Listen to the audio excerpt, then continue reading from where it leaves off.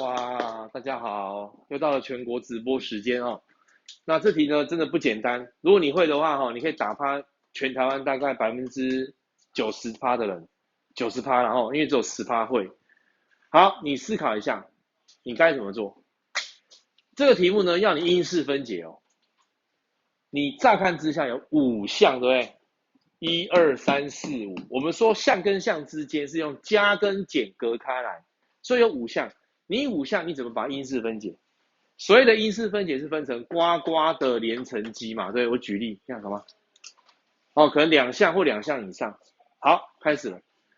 那新哥教你了，你要么各项题，他根本没有办法各项题，没有共同的啊。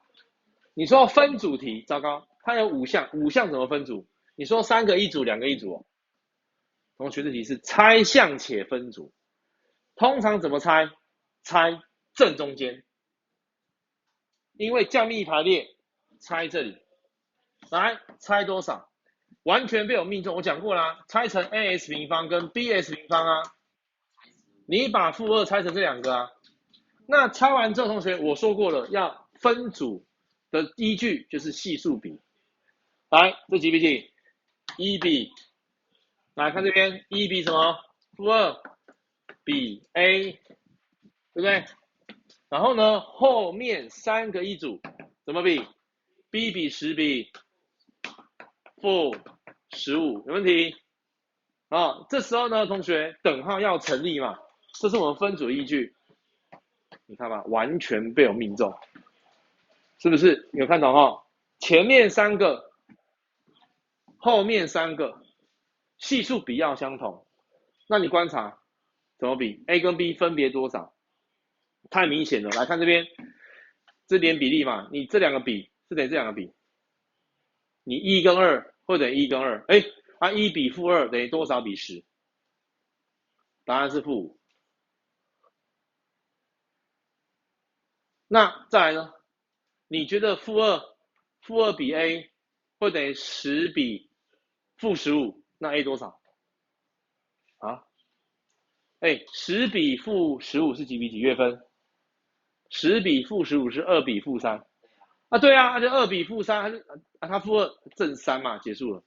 哇，分完了。来，同学 ，a 等于3 ，b 等于负5。你如果是这样相加，有没有等于负2？有你看分完啦，懂了吗？是不是？懂了吗？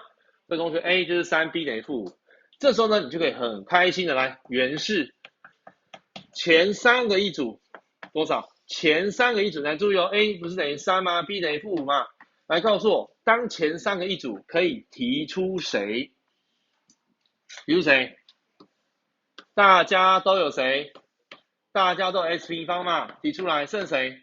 剩 x 平方，他提出平方剩负2x，提出平方剩加3，懂不懂？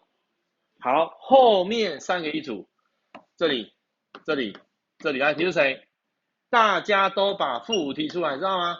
变成 x 平方，这边提出负5是负2x，这边提出负5是加3，结束了。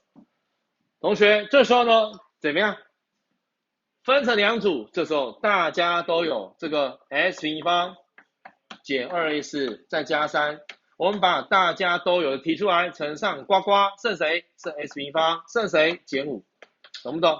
好，你这样子可以交卷吗？同学们，我跟你讲，基本上这里1元2次式，你还要考虑可不可以分解。那我教过，这是到后面第4章才会跟你讲，叫判别式。那判别式就是这是系数 a、b、c， 来判别式叫做 b 平方减 4ac， 来 b 平方减掉 4ac， 你这个算出来多少？是负8。那负8呢，它不是完全平方数，所以它无法因式分解。没关系，这题不能算了，你参考。你这边不能分，那这里当然也不能分。这边平方差不要分成根号5了，我说到有理数就可以了，到整数就对了。所以答案就这样，2个可以齁。好，所以答案写上去。所以答案呢，就是这个 x 平方减 2x 再加3，然后乘上 x 平方减5。OK， 好，恭喜你，把它学起来，这个拆项且分组的技巧。所以这题是5颗星，你会的话非常不错哦，你是全国顶尖的学生，可以吗？哦，加油哦！好，谢谢同学哦，见证历史的一刻。